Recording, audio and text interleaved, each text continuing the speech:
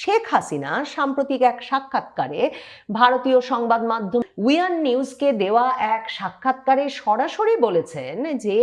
তারেক রহমান যদি ক্ষমতায় আসেন তাহলে তার উচিত হবে আওয়ামী লীগের ওপর থেকে নিষেধাজ্ঞা তুলে নেওয়া, আওয়ামী লীগের রাজনৈতিক কার্যক্রমে নিষেধাজ্ঞা তুলে নেওয়া। কারণ শেখ হাসিনা তারেক রহমানকে বলছেন যে একটা কার্যকর বিরোধী দল ছাড়া গণতন্ত্র শক্তিশালী হতে পারে না এবং আওয়ামী লীগ প্রস্তুত একটা কার্যকর বিরোধী দলের ভূমিকা পালন করতে। শেখ হাসিনা উইয়ান নিউজের ওই সাক্ষাৎকারে, যে সাক্ষাৎকারে তাকে প্রশ্ন করা হয়েছিল যে তারেক রহমান আর বিএনপিকে কি বিশ্বাস করা যায়, তখন তিনি একদিকে যেমন বলেছেন তারেক রহমান জনগণের টাকা লুটপাট করে লন্ডনে আরামে নির্বাসনে 17 বছর কাটিয়ে এখন একটা ভালো সময়ে দেশে ফিরে এসেছেন। তিনি যেমন বলেছেন যে বিএনপি সুযোগ পেলেই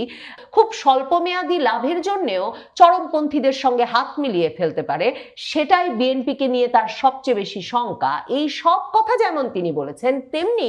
Sheikh Hasina I would urge them to, মানে আমি বিএনপির প্রতি, তারেক রহমানের প্রতি আহ্বান জানাবো যে সংসদীয় গণতন্ত্র পুনঃপ্রতিষ্ঠায় আবারও ফিরিয়ে আনতে যাতে আওয়ামী লীগের ওপর থেকে নিষেধাজ্ঞা তুলে নেওয়া হয়।